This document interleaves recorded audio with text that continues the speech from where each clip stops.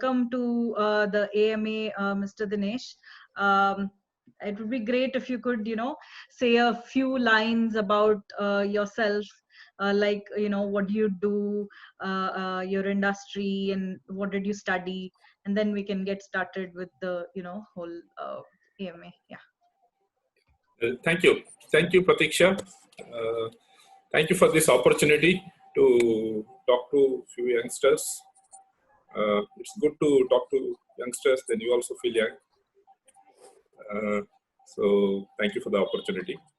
So to briefly tell about myself, I'm an NITK graduate. I finished my engineering in mechanical in 1985. And thereafter, I went over to IRMA, Institute for Rural Management, which is in Anand, an organization, institution promoted by NTDB, Dr. B. Kurian. So I did that course from 85 to 87, and thereafter I've been working. Almost all my work has been in renewable energy. So 30 plus years now, and worked in different verticals. These days, we talk of each of these as a vertical. So you talk of hydro, biomass, solar. And my initiation to renewable energy actually happened when I was in KCST. As I was telling, KCST is a partnership between Indian Institute of Science and Government of Karnataka, and its offices are located in IISc campus. And we had the opportunity to interact with all the eminent minds of IISc.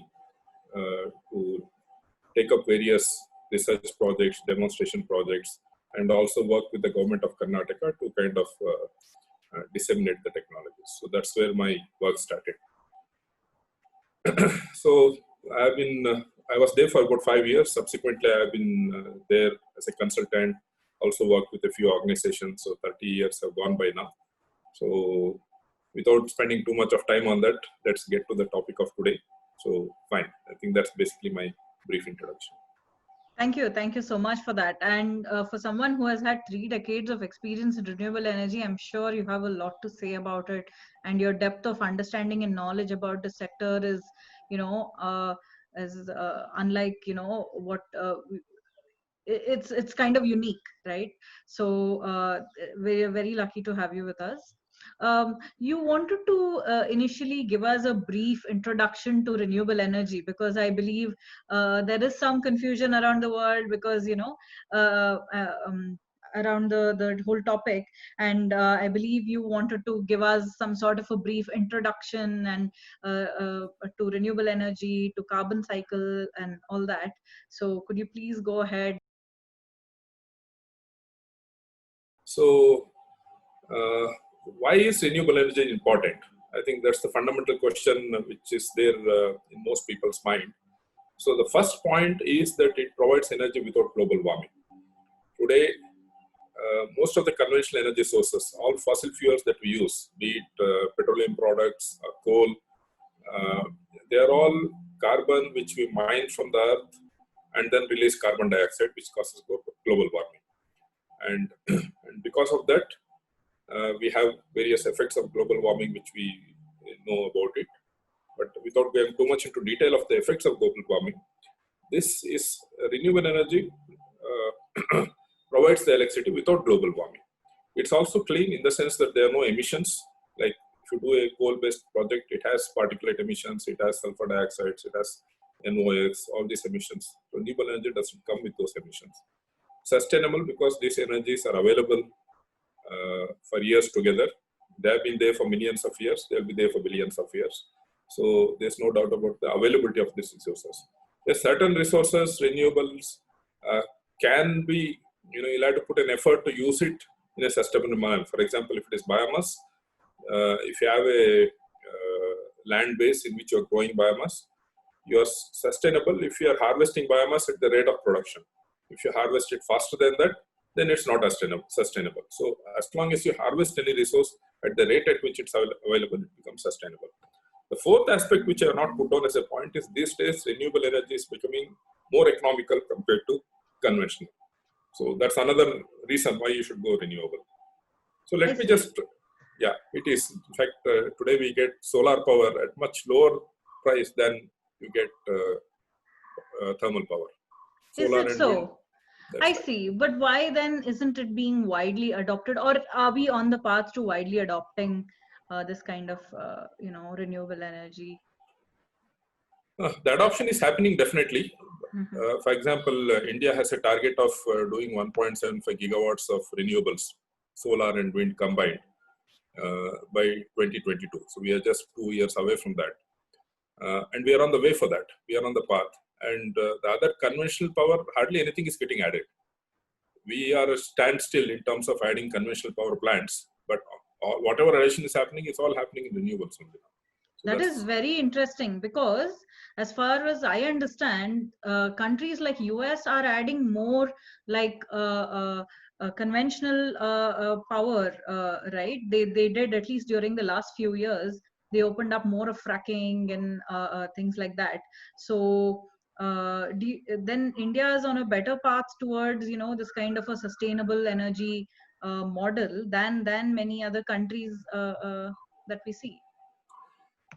See, interestingly, what is happening is if you look at the non-electrical applications, let's say you use it for automobile sector or let's say heating, district heating, these kind of applications, the dependence is still a lot on conventionals because there we have not created an economy, or the technology itself is in the process of evolution, like storage, all electric vehicles. All these things need to still evolve to pose a significant challenge to petroleum-based technologies.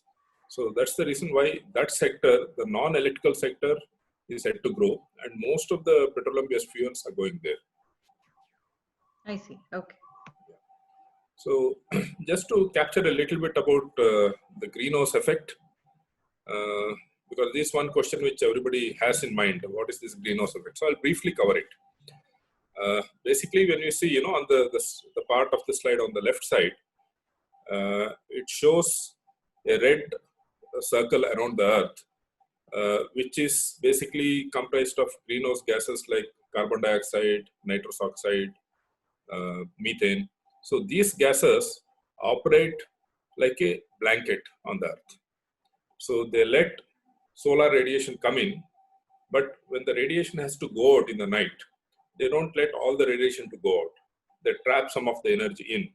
And that's how Earth is at the temperature where it is. Otherwise, if you go outside the atmosphere, the temperature drops to, it will be minus 100, minus 200 degrees Celsius.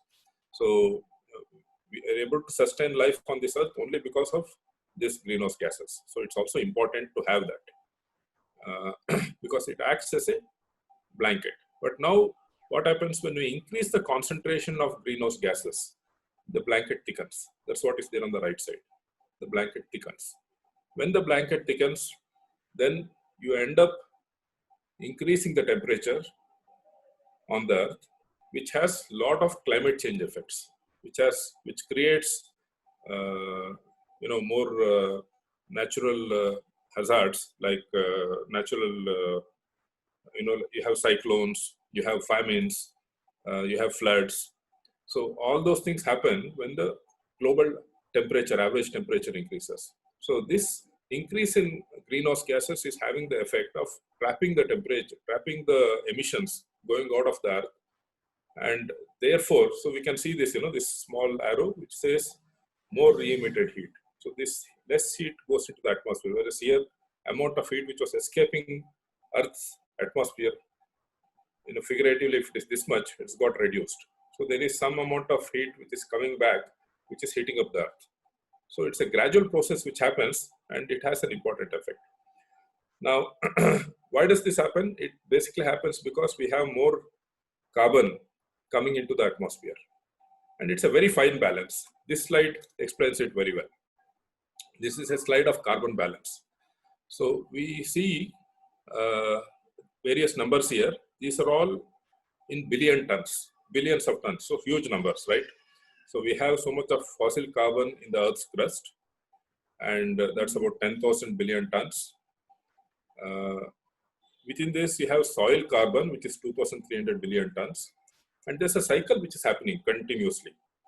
The carbon is being sequestered by the plants which is through the regular photosynthesis process, and through microbial respiration and decomposition, there is some carbon dioxide being released. So there's a balance which has got set up over a long period of time, through which these reactions have been happening. So what we see in white numbers, these are all numbers which are there. Like plant biomass, you have carbon of 550 billion tons on the earth. Similarly, if you come to the oceans, you have in the ocean sediment, you have deep sediments, you have this 37,000 billion tons of carbon sequestered here. Then this, through the life in the ocean, this is getting continuously recycled. There is some carbon going out and some which is getting sequestered through the life which is there in the oceans. Now, what is greenhouse? What is happening through the human actions? Through human actions, what we are happening is, we are releasing what is called as artificial human actions. We are releasing 9 billion tons per annum. These are all numbers per annum. 9 billion tons is going up. Now, what is that causing is, out of that 9, 3 is coming back. Anyway, 120 was coming back through photosynthesis. To that, 3 is getting added here. And in the oceans, 2 is getting absorbed. So we have accounted for 5. Another 4 is not accounted for. So every year, 4 billion tons of carbon dioxide is getting accumulated in the atmosphere. So that is gradually giving rise to higher concentration of carbon dioxide, which is leading to global warming. I see. If I may ask a quick question, you're saying that in this cycle, human emissions is ending up adding 4 billion tons of carbon dioxide that is not accounted for in the cycle. It's not a part of this cycle. Hence, it's always accumulating outside the cycle. Like all the 9 billion tons which is getting emitted, human emissions, is not being absorbed back. Ah, I see. So it remains in the atmosphere. It remains there. Out of 9, 5 is getting absorbed back. Another 4 is not getting absorbed back.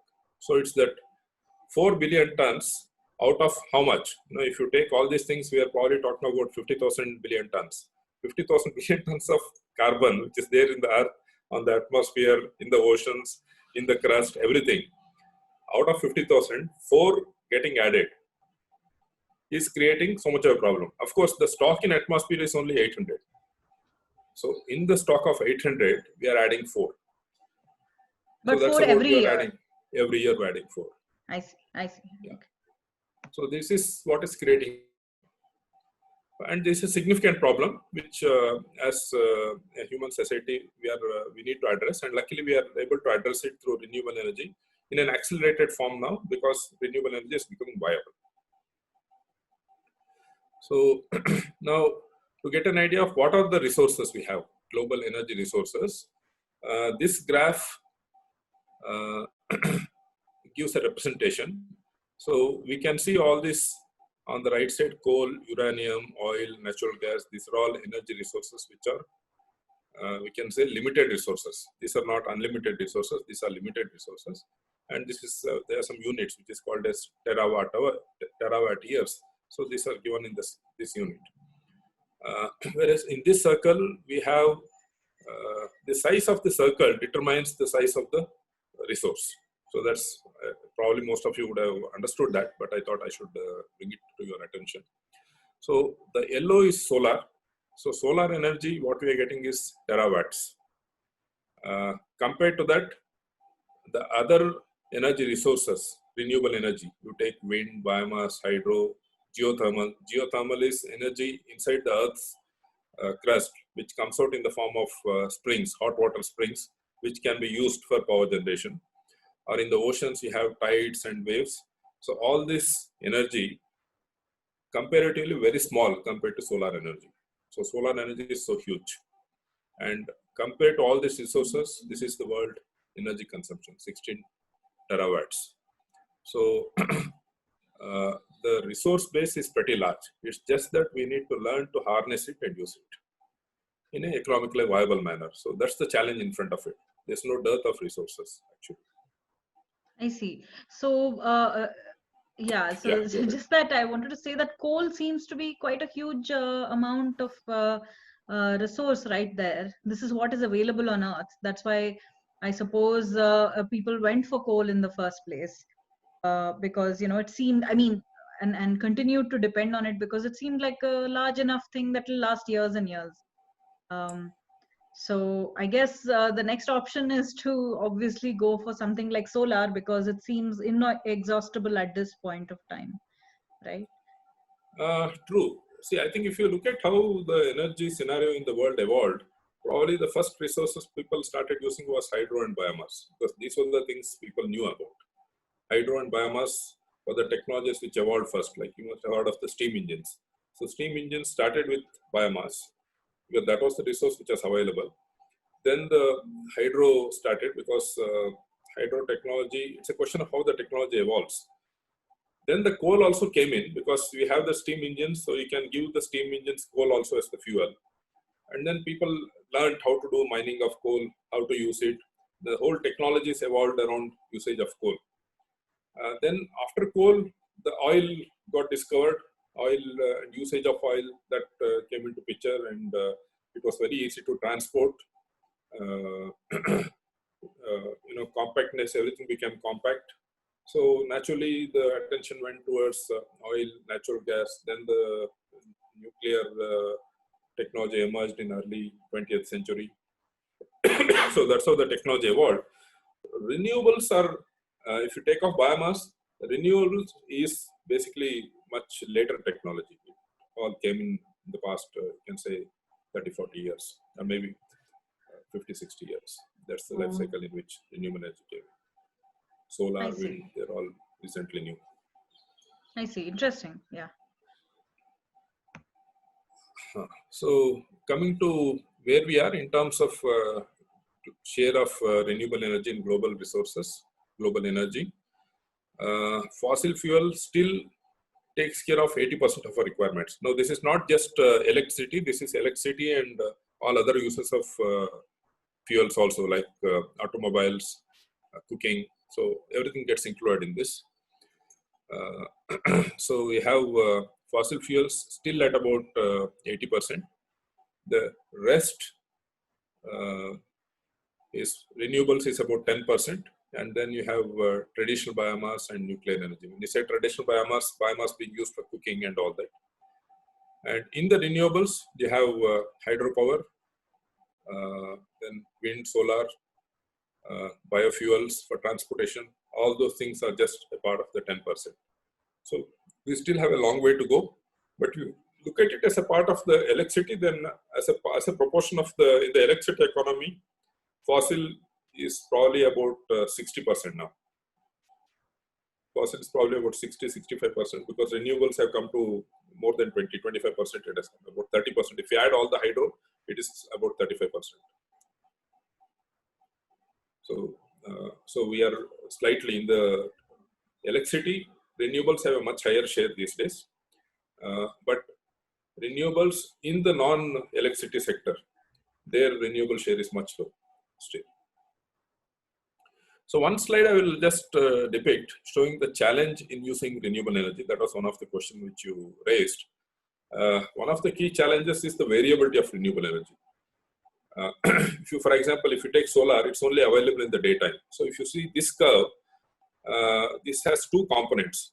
We are talking of, you see this curve with the blue color. This is the load. This is a typical household load which you have, which happens from morning to evening. You see this x-axis, this is the time. This midnight to midnight. So you go through the day and then it's again midnight here.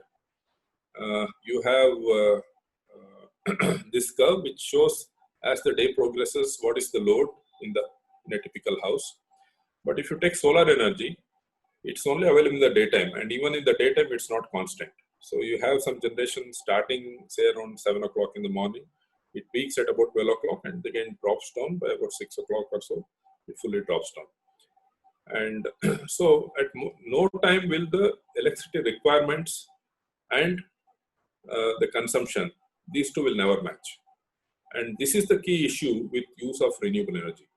The energy resource availability and therefore the electricity that can be generated and used will not match. So therefore, you need some storage or some way to store the excess electricity, excess energy, and use it when you need it. So what happens in this case? Let's say you put up a solar plant in your house. Then what happens is in the night hours, you would be consuming electricity from the grid, which is there in this part, and also from the grid in this part. And if your utility allows, you can export this electricity to the utility in the daytime because you are generating more than your consumption. And eventually, maybe this and this would almost cancel out, or it may not exactly cancel out, doesn't matter. But this is the way to best utilize the electricity. But suppose your utility doesn't allow this, in which case you will have to store this. You will have to have a storage system and store this electricity so that this stored electricity can be used in this time slot and this time slot. So this is the other option, and this is where the regulations become important. In India, most of the utilities allow this electricity to be exported to the grid, so which is called as the net metering facility. So through the net metering facility, you can export the electricity in the daytime, the excess, and use it back in the daytime. There are various provisions, regulations which have been evolved, and which is also changing from time to time, which makes a bearing on the viability of the project. So when somebody has to take a decision on setting up a plant, they would obviously look at the regulatory framework and then see how it impacts them and then make their investment decision. But technically, this is the concern. Whereas if it was, let's say, conventional power of coal or any other thermal, then basically what you do is you basically use the fuel in proportion to your consumption. You don't have to generate and store. So that's the advantage of conventional power, be it thermal, be it gas, any of those things. The generation is always maintained to match the load, whereas that does not happen in renewables, especially wind and solar. In a few other technologies, it happens. In hydro, it is possible, especially if you have a storage hydro project, then you can open your water walls just to the extent you need electricity. But if it's a run of the river, again, it's not possible. Because run of the river, you are not storing water. You just have to generate based on the water availability. So run of the river project will look somewhat like this.